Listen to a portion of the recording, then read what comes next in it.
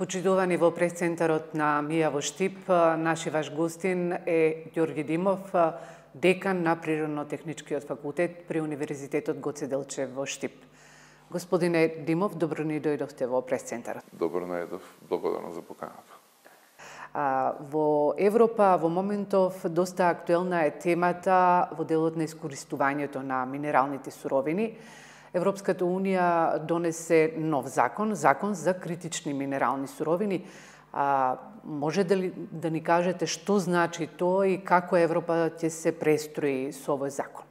Така е. Значи на 15 декември е изгласена иницијативата што беше претходно донесена до Европската комисија. Тоа се донесе еден закон кој што е наречен Закон за критични минерални суровини. Значи тоа е еден акт што со големо мнозинство беше донесен во Европскиот парламент, а се однесува на тоа дека тие 34 издефинирани, издвоени критични минерални суровини се представуваат како јавно добро, значи како јавен интерес, и тие 34 минерални суровини всушност ќе ни помогнат полесно да го пребродиме јазот помеѓу фосилните горива и зелената енергија. Значи тоа се 34 минерални суровини кои што ќе ни овозможат полесна енергетска транзиција кон обновливи извори на енергија.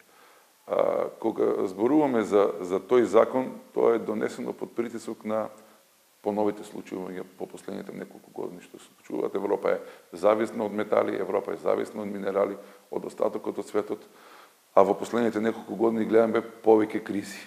Прво беше ковид пандемијата која што го намали транспортот. Малтене поскапеа неколкократно цените, пред се зборувам за бившите советски републики и Кина, како главни извозници на овие минерали кои што ги користиме во процесите, во индустриските процеси во Европа. А сега ја гледаме кризата во Црвеното море со хутите и со смалениот транспорт и со стравот на превозниците од евентуални напади. И сето тоа не става во една позиција на ранливост. Значи, европскиот пазар е ранлив, повеќе од, може да кажем, од 75 и од 80% доаѓа од исток, од минералните суровини. Сето тоа е натера Европската Унија да размислува малку повеќе за својата иднина и како може да го, ајде речем, да го зголеми, да го стимулира процесот на повторна обработка, повторна употреба и рециклирање на минералните суровини, но овде секако спаѓа и еден процес на интензивирање или поддршка на отварање на нови наоѓалишта, експлоатација на нови наоѓалишта на тие 34 критични минерални суровини. Кои се тие 34 критични минерали? Обично тоа се минерални суровини кои се поврзани со изработка на електромоторите и на батериите. Значи тука пред се мисли на бакарот, на литиумот, се мисли на молибден, антимон, секако овде се и златото, овде и силициум металот, значи голем дел од тие метали ги имаме ние во Македонија. Зашто требат овие метали? За каква изработка на предмети, за да велите нели да се преструктурира Европа од фосилни на зелена Прво и енергија? основно. Ние прво ја правиме примарната инфраструктура. Моментално гледате дека има инсталација на мегавати и мегавати фотоволтаични панели кои што ќе ни овозможуваат да имаме голема количина на електрична енергија да произведуваме преку ден. Што ќе правиме ноќно време со таа енергија. Значи нареден чекор е да мора да измислиме големи батерии, значи големи колектори кои што ќе ја собираат, акумулираат таа батерија, таа енергија ќе можеме да ја користиме кога ќе ни треба, а не само кога ќе има сонце. Значи и не само за батерии, ќе треба огромни количини на минерали за да изградиме ветерници. За да изградиме во една ветерна централа има помеѓу 25 и 30 метала, од кои што доминантен е челикот и бакарот. Значи, тоа се огромна количина на метали, еве да изработиме еден електромобил. Знаете колку бакар треба за електромоторите во електромобил. Значи, тоа се, ако сакаме да ја направиме таа транзиција безболна и максимално, ајде речем, лесна, мораме да сметаме на минералните суровини. Тешко ние можеме без металични минерални суровини, посебно да го замислиме и секојдневниот живот. Значи, пред 150 години било замисливо некако да живееме без метали. Меѓутоа денес буквално не можеме да помислиме да изработиме било што без употреба на метали. Дали во нашава земја овој закон да се примени, кој што го имат донесено во Европската унија? Треба ли да постои некоја иницијатива за нашите пратеници да го донесат? Па добро, обично имаме ние веќе добро установена пракса како се презимаат, имаме и закон со европско знаменце како се презимаат и по брза постапка како се носат овие закони. За среќа имаме институции во државата кои што го пратат европското законодавство, кај нас во нашата област на минералните суровини, тоа е Министерство за економија, секторот за минерални суровини и експертите од тој сектор ги гледат промените, ги гледат и ова што се случува согласно на тоа предлагаат на владата што треба или што не треба да се прави. Секако ова е многу ново, ова е донесено на 15 декември 2023 година и секако заедно со јавноста, со експертската фела ќе се разгледуваат можностите за имплементација на овој закон овде. Во овој момент треба да напоменеме дека се прави примано се изведува стратегијата за детални геолошки истражувања и експлоатација на минерални суровини, еден документ кој што треба да се донеси наредната година, да се изработува веќе интензивно 2 години. Значи, да се прават просторните планови, новите просторни планови 2020-2040, каде што минералните суровини треба да го најдат своето место значи не чека работа, не чека интензивно доколку сакаме да имаме некоја. Тоа што значи истражување на тоа колку во државата имаме и каде имаме минерални суровини? Па така. Значи прво, ние сме држава која што е позната. За среќа, овој дел на Балканскиот остров е познат по наоѓалиште на металични минерални суровини. Само за гледачите ваши да напоменам дека имаме 17 елементи или 17 метали има во нашата држава. Некои од нив ги искористуваме и повеќе од 80-90 години, па и 100 години рудникот Златово, другите се користени за време на индустриализацијата на бивша Југославија, па се затворени, некои се повторно отворени, моментално работиме со, ајде да речем, со еден минимален капацитет од тоа што можеме да го имаме. Меѓутоа имаме голем потенцијал. Значи нашите наоѓалишта не се одредат на огромните или големите наоѓалишта, тоа се средни до мали у светски рамки наоѓалишта. Меѓутоа имаме толку голем геодиверзитет што имаме можност дури од овие ретките минерални суровини да интензивираме некои нови истражувања. Во текот на 70-тите и 80-тите години, кога имало интензивни истражувања на минерални суровини, ние сме направиле некоја основна визија и перцепција што се ги имаме. Бившиот геолошки завод со фондовски средства истражувал навистина многу. И сега ние знаеме каде ги имаме металите, тие што се истражувани. Меѓутоа имаме индиции дека имаме и многу други метали кои што се од рангот на ретки метали и метали кои што до сега не били интересни, меѓутоа од сега стануваат интересни. Токму со овие нови технологии стануваат интересни и кои што можеме да ги имаме на картата на нашата базна, на нашата суровини.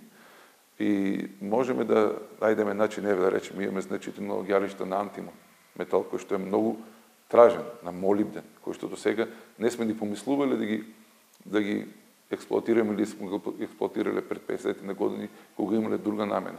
Значи тоа ни отвара едни нови можности, освен традиционалните олово, цинк, бакар и злато, и железо, да размислуваме веќе и за експлоатација и екстракција на некои нови типови на минерални суровини. Меѓутоа, како ќе се справиме со реакциите, со револтот на граѓаните и на екологистите кои што реагираат на секоја најава за отварање на нов рудник во нашава држава? Не можам да ја најдам кривица на нив.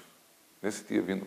Историски гледано, навистина сме имале проблеми со рудниците, посебно со оно што излегува од рудниците и со индустријата општо земена. Значи не се проблемите само со рудниците за метали и стопилници, имаме проблеми и со охис, и со фармацевски индустрии и така натаму. Меѓутоа, таа недоверба се должи на едно време кога, ајде да речем наедноставно, законски легислативи биле многу потолерантни, а и самиот начин на употребата и на екстракцијата на минерални суровини бил по-екстензивен. Сега станува во ова време. Имаме еден закон за минерални суровини кој што го буквално го изработуваше Министерството заедно со организациите за заштита на животна средина. Значи, тие зборуваат за дело што тие го знаат, ние зборуваме за дело што ние го знаеме, тие за нивната наука, ние за нашата наука и се трудиме да направиме еден добар закон кој што исклучува некои субстанции кои што тие ги нотираа како штетни, како загадувачки акценти, како загадувачки материјали. Меѓутоа, јас сакам да споменам дека и да кажам дека експлоатацијата на минерални суровини е актуелна во многу европски развиени држави и е темел на нивната економија. Значи, тоа се Шпанија, Португалија, да не зборам за северните земји, за Норвешка, за Финска, за Шведска, каде што експлоатацијата на метали е фундамент на нивната економија. Многу европски држави за време на нивната индустриализација и на процесите на стабилизација на економија ги потрошиле нивните минерални суровини, за жал. Меѓутоа, има и денес голем број на металични минерални суровини, неметалични минерални суровини што се екстрахираат во непосредна близина на урбани, на населени места. За да го постигнеме и тоа, ние во Македонија рековме дека треба да законодавството, јас мислам дека треба уште малку да се смени, да се транспонира уште некои од оние закони и директиви кои што ги предлага Европската унија, а во меѓувреме да се донеси стратегијата за истражување и експлоатација на тие минерални суровини заедно со транспонирање на законот за критични минерални суровини. Мислам дека можеме заедно со луѓето, со активистите и со научниците од зелениот сектор, од секторот кој што се бори за заштита на животната средина, мислам дека можеме да направиме добри примери за тоа како можеме да имаме и рудници и здава животна средина. Значи, меѓутоа, кога зборуваме за рудниците, за нашите рудници, факт е дека тие во изминатите години, тоест во изминатите децении, направија неколку еколошки катастрофи. Знаеме, со Злетово, исто и со Саса. Се излеа и јаловина во реките, дојде и во Брегалница, исто така. Имаме исто така и загадување на онаа животна средина во делот на хидројаловиштата што ја прават со прашината. Ова создава недоверба од страна на граѓаните. Како може да се реши? Може ли да имаме современи рудници ние во нашата држава? Како изгледа еден современ рудник? Кога го спомнавте Саса, во овој момент се прават две значајни инвестиции во Саса, кои што ќе овозможат да нема да не излегува воопшто јаловина од рудникот Саса.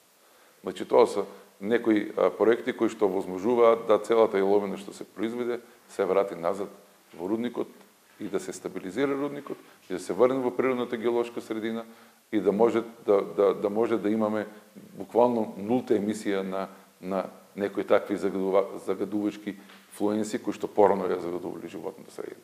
Можеме да го направиме тоа.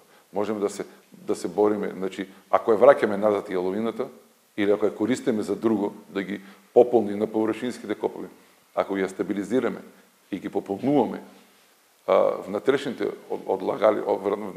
откопи и ја враќаме назад, ќе имаме и постабилни косини, постабилна геолошка средина и ќе имаме помала емисија или, ајде да не речем, нулта емисија на загадувачи напор. Исто прашината. Прашината можеме многу лесно да ја менаџираме со методи, има и методологии за, прскање, вразување. Тоа професорите кои што се бават со заштита на животна средина многу подобро го знаат. Меѓутоа сум сигурен дека можеме да ги земеме најдобрите практики од европските рудници или во рудниците од Австралија, која што е репе за регулација на рударството во цел свет е Австралија. Како изгледа еден модерен уредник во Австралија? Многу е битно да имаме систем за мониторинг. Тој систем за мониторинг алармира нормално. Во најново време користиме сензори кои што се онлайн, кои што може да измерат промена на некој параметар кои што го мониторираат и да алармираат, да речем, благовремено. Значи, ако дојде до промена на испуштање на одредени, ајде да речем, инфлуенси во вода, тие сензори треба да кажат. Ако имаме емисија на честички во воздух, тие сензори кажуваат и веднаш се презимаат мерки за отстранување на тој тип на загадувач. Меѓутоа, тоа се мерки, го кажува мониторингот, бидејќи мониторингот во Европа, па и кај нас веќе почнува да бива јавен. Значи имаме линк кај што секој граѓанин може да пристапи на тој линк и да ја види состојбата во ово време со водите, од дренажните води, од рудникот, со воздухот во рудникот, со најновите мерења на почвите, на загадненост на почвите околу рудникот. Значи тоа се процеси што веќе, ако сакаме да ја добиеме довербата од граѓаните, мораме да ги имплементираме кај нас. Пак ќе речем, дел од рудничките компании почнува да го имплементира тоа на едно почетно ниво, меѓутоа зборувам за јавноста. Известувањето на јавноста е многу битно во овој случај, за да се имаме доверба, за да се врати довербата, за да се стекне доверба во јавноста, мораме овие системи за мониторинг да ги направиме максимално јавни. Меѓутоа, инвеститорите дали инвестираат во сите рудници работат по интегрирана дозвола. Таа интегрирана дозвола точно дефинира кои параметри треба да се мониторираат. И тоа е ригорозно. Значи, можете да видите, да направите една анализа, да видите према рудникот, према типот на експлоатација на минерална суровина, имаат различна и густина на мрежи за опробување, за семплирање, за мониторирање и така натаму. Меѓутоа, тие податоци се биле, многу малку се биле јавни. Сега е потребно тие податоци да бидат јавни. Дали секој рудник во нашава земја има пречистителна станица за отпадните води? Значи, вака сега, поголемите рудници имаат. Сите имаат поголеми рудници на металични минерални суровини. Сите имаат третман на водите пред да ги како ја што знам. Меѓутоа има многу мали, проблемот е исто така со многу мали рудници за експлоатација, површинска експлоатација на неметалични минерални суровини. Тоа се најчесто некои карбонатни минерални суровини кои што работат, не работат, и спроведуваат мерки, не спроведуваат мерки, бесот на екологистите и во таа насока доста насочен кон тие наоѓаришта кои што пред се влијаат со бучева вибрации и со прашина. Таму треба да се, јас мислам дека големите компании лесно можеме да се стават во ред и новите инвестиции кои што и новите потенцијални инвеститори кои што би дошли и би инвестирале во истражување и во отварање на овие минерални суровини, лесно можеме да ги ставиме. Господине Димов, до нас ли е проблемот, до нашата држава или до инвеститорите кога влегуваат во земјава и него работат она што е според стандардите кои што ги имаат во другите рудници? Секогаш е проблемот до тој што го прави законот, до тој што ги диктира законите. Значи, ние имаме една држава во која што ги има развиено сите инструменти на контрола на процесите се случуваат во индустријата, следствено на тоа и во рударството. Значи, имаме и инспекциско тело, имаме имаме и законодавно тело, и инспекциско тело, и сите тие инспектори работат на терен. Значи, тоа беше проблем што имаше многу лимитиран број на инспектори, малку се подобрува, во таа насока се вработуваат нови инспектори, но сепак се малку за да може да ги посетат над 300 и кусур концесии за експлоатација на минерални суровини имаме во овој момент во нашата држава. Меѓутоа, ако се направи еден добар образец, ако се направи еден добар терк и ако се почитуваат најдобрите пракси и тие најдобри пракси се барат да се имплементираат, тука ние може да имаме добар модел. Значи, ние може да имаме добар модел на рударење. Значи, мора да разбереме дека, пак ќе речем, го разбираме гневот на екологистите, но мора да разбереме дека ако сакаме да напредуваме, мораме да користиме нашето минерално богатство. Да работиме заедно, при изработката на таа стратегија се вклучени и луѓето од ајде да речем, најбитните невладени организации и издруженија кои што се во насока на заштита на животна средина и на зачувување на природата. Интензивно се работи на донесување на тој документ. Не е лесно, мора да кажам дека не е лесно, но сепак останува да ја подобриме легислативата, да направиме стандарди, наши стандарди, да ги земеме најдобрите пракси од Европа, да ги имплементираме тука, силен контролен механизам, како што го рековте вие тоа, за да ја вратиме довербата и да почнеме да го искористуваме нашето природно богатство. Така. Рековте дека ќе имате истражувања во текот на наредниот период. Колку нашата држава е истражена во делот на минералните и неминералните суровини, кои што во моментов се нели актуелни и интересни за светскиот индустријски развој? Па така. 60-те, 70-те и 80-те години од минатиот век имавме една силна, ајде да речем, силен инпут, каде што Геолошкиот завод на тогашна Југославија и неговата фирма Керка Геолошки завод на Република Македонија изработувале и ги истражувале сите појави. Значи појавите се знаат, со години се знаат кои се појави, тие појави били истражувани, врз основа на тие истражувања се отворени рудници. Меѓутоа од 90-те години наваму, за жал немаме еден синхронизиран процес на детални, па и на основни геолошки истражувања. Значи, го затворивме Геолошкиот завод почетокот на 2000-те години, за среќа се отвори пред 10 години повторно Геолошкиот завод, кој што е одговорен за основните геолошки истражувања. Меѓутоа, факт е дека треба да му се издвојат повеќе средства, доколку сакаме да знаеме точно што располагаме, мораме да алоцираме средства од буџетот кон Геолошкиот завод на Република Македонија да се направат детални геолошки истражувања на новите појави, на новите наоѓаришта, на наоѓаришта кои што се интересни за концептот на критични минерални суровини.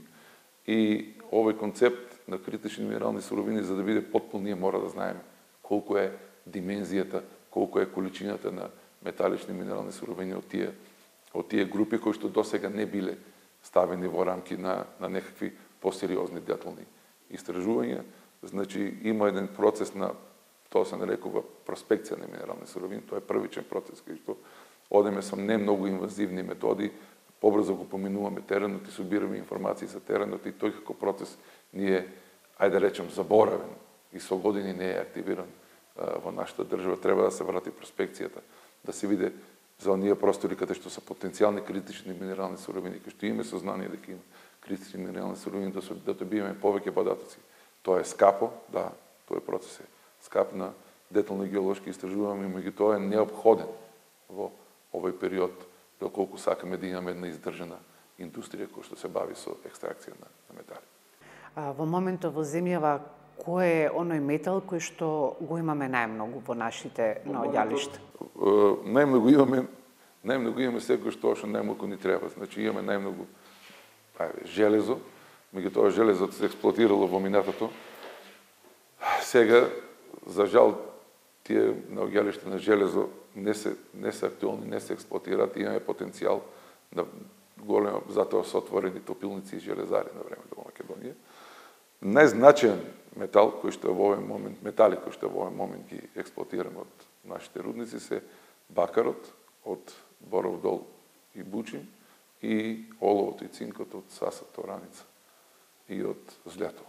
Значи тоа се трите минерала кои што се најдоминантно метали, кои што се најдоминантно во нашата експлоатација, кои што се најдоминантно застапени. Меѓутоа, не можеме да ги забораваме неметалични минерални суровини, кои што ни се, и енергетските минерални суровини, кои што и денес ги искупуваме, и се уште столб, бекбоун на нашата електрификација или на нашиот гигант ЕСМ, се уште главната енергија добиваме од фосилни горива, од јаглени, се копаат на неколку места во државата, се копа јаглен, се копа квалитетен бел мермер на неколку места во Пелагонискиот масив, во околината на Прилеп и во Мариово, се копат квалитетни тарвертини, се копат квалитетни гранити, мермерни онекси, значи минерални суровини кои што не се толку чести и кои што имаат релативно висока цена. Значи, ако се земат во предвид сите оние други минерални суровини кои што се основа на градежништво, кои што се лапорците за цемент, варовниците за дробен камен, за бетонски агрегати, асфалтни агрегати, можеме да кажеме дека имаме доста добра продукција на неметалични минерални суровини, пуцеланските минерали за цемарна индустрија. Значи, буквално во овие 25.000 километри квадрати имаме голем геодиверзитет, имаме што да се пофалиме и во иднина да размислуваме како истите тие потенцијали би ги ставили во функција на економскиот развој на државата. Рек Битола е најголемиот енергетски капацитет. Рековте, нели го користиме јагленот. До кога ќе има јаглен во Пелагонија? Во Пелагонија има јаглен. Мораме да кажеме дека има јаглен во Пелагонија. Можеби не ни е откриен јагленот и не ни е погоден за експлоатација, меѓутоа ние се уште вадеме неколку милиони тони јаглен годишно и се уште имаме, ајде да речем, потенцијал да го истражуваме, посебно со отварањето на оние наоѓалишта од Битола према грчка граница. Тоа е наоѓалиштето Живојно, за кое што е изработена целата потребна документација, добијање дозвола за експлоатација во фаза на отварање. Меѓутоа сите овие процеси кои што во последните години заклучоците од КОП-26, КОП-27, лимитирањето на ова индустрија, секако не стави на размислување дали треба да се оде во таа насока, дали треба да се инвестира во таа насока, па знаете, малку се ставија тие процеси во мирување на истражување и отварање на нови минерални суровини, за тоа што беше првично 2030 да ги затвориме. Термоцентралите сега веќе има некоја друга приказна после короната дека можеме уште малку да ги користиме.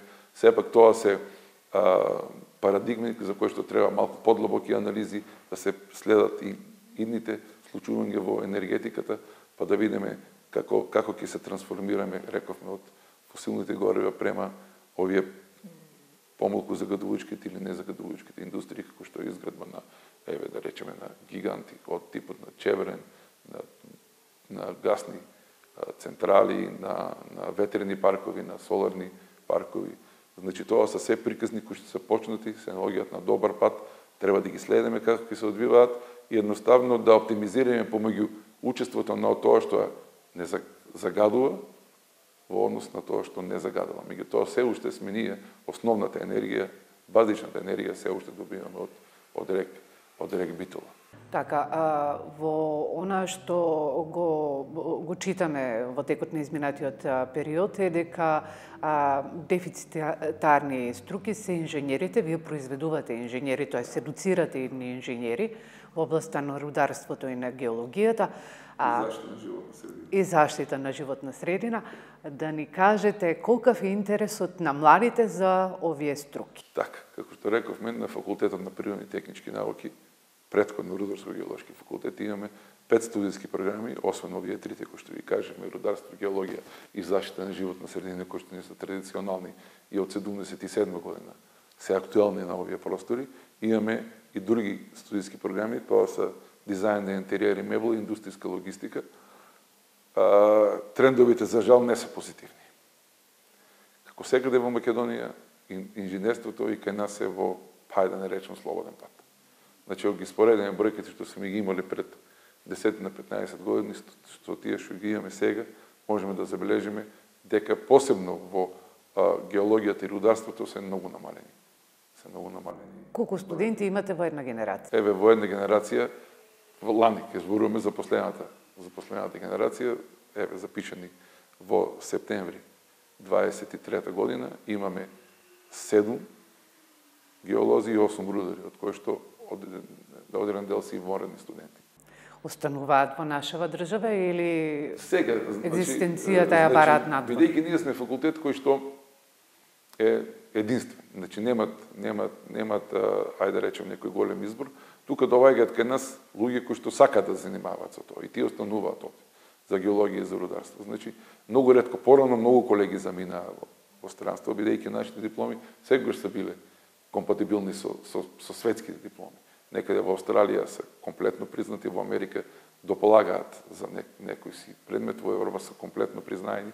Меѓутоа трендот во последно време да буквално ги земаат студентите, компаниите уште пред да дипломираат.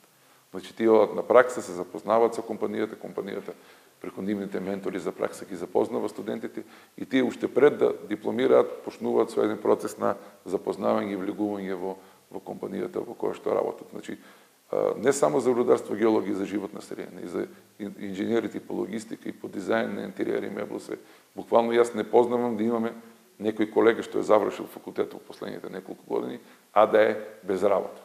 Значи можеби некој работат во друга струка, меѓутоа тоа бидејќи тие така сакале. А дека имаме потреба и дека се плашам дека нема да биде доволно тај кадар, што го произведуваме да биде доволен на нашата индустрија. Говорат и бројките што компаниите се повеќе и повеќе се заинтересирани да ги стипендираат нашите студенти, и тоа со доста добри стипендии кои што се движат и до 10.000 денари на месечно ниво за рударство и геологија, посебно за смеровите рударство и геологија. Сега, порано ретко беа такви компании, например, СМА имаше нивна линија кој што финансираше инженери, електроинженери, машински и рударски геолошки инженери. Сега почнаа веќе поголемите рудници да оформуваат фондови, да алоцираат средства за да можат да обезбедат кадар кој што во наредните години ќе гарантира стабилноста на производството од тие капацитети. Во изминатите денови имавме некои сизмички активности, читавме за неколку земјотреси еве на Балканот. Колку македонското тло е стабилно? Добро, ние се наоѓаме во таа алпско-хималајска орогенеза кај што не можеме да кажеме дека сме многу стабилни. Значи, тоа е југоисточна Европа преку Турција, и Ирак, Иран, Афганистан. Таа целата зона е поврзана, Алпите, Динаридите и Хималаите сме така поврзани, и тектонските плочи не се баш наклоните да бидеме мирни и стабилни подрачија. Тука сегаш големо влијание има африканската плоча, каде што заедно со анадолската плоча вршат влијание врз егејската микроплоча, и на тој начин се уште има интензивни движења во подкоровите структури или во коровите структури на земјата. Сведоци сме дека во последно време имаме појава, посебно во областа на Штип. Ние не сме навикнати во Штип на, да речеме, едно релативно стабилно место. Сведоци сме дека посебно минатата година имаме во период од неколку месеци над 50 потреси кои што ги почувствуваа луѓето. Тоа се потреси со магнитуда над 2,5 степени, па најјакиот беше, мислам дека 3,8, 3,9. Тоа се сепак слаби земјотреси, и ние не сме измериле земјотреси во овој Штипскиот регион повеќе од магнитуда 4,1, 4,2. Тоа се земјотреси кои што се наоѓаат во подплачковичкото епицентрално или плачковичкото епицентрално подрачје, настануваат како резултат на интеракција на Бучинскиот расет со Плачковицкиот расет. Тоа се некои сеизмики кои што рефлектираат некоја енергија на релативно голема длабочина, и беше активно тлото минатата година неколку месеци. Сега се смирено или имаме потреси кои што не се чувствуваат. Тоа се тие потреси под 2 степени од овај Рихтерова скала. Не се видите сега, ние знаеме дека Македонија имало урвински земјотреси, баш за тоа што во тие зони можеме да ги очекуваме и сега. Никој не знае кога ќе бидат. Никој не знае со кој интензитет ќе бидат. Тоа е неблагодарно да зборуваме за... Можеме да зборуваме за механизми, можеме да зборуваме за манифестација, можеме да зборуваме за асеизмичка градба, но за предикција на земјотреси не можеме да зборуваме.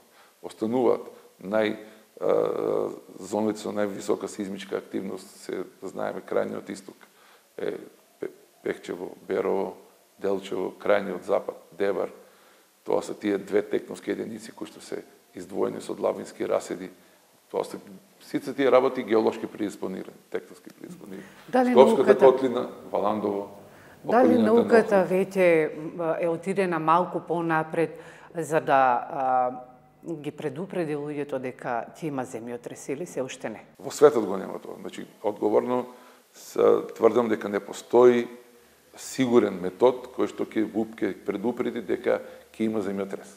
Значи, се трошат милиарди, буквално милиарди долари и евра во зоните кои што имаат интензивен флукс на магматизам, посебно тоа се зоните во Пацифичкиот ринг, зоните од Камчатка до Австралија, преку Суматра, Јава, Ново Зеланд, од другата страна Јужна Америка, па се до Аљаска, и Турција, тука нашите соседи во нашиот регион, Турција предначи во истражување на тие сеизмички активности. До сега никој не може да каже дека може да предвиде земјотрес.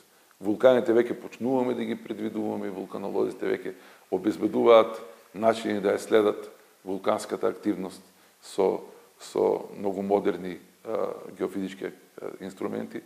Меѓутоа за земјотрес не можам да кажам, не сум ги прочитал во скоро време имаше смели обиди и смели изјави и смели предвидувања, меѓутоа тоа е во фората, во делот на шпекулации и на фолклор.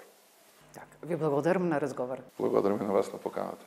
Се надевам дека бевме интересни за вашите гледачи. Почитувани гостин во пресцентарот на МИА во Штип беше Ѓорѓе Димов, декан на Природно-техничкиот факултет при Универзитетот Гоце Делчев во Штип.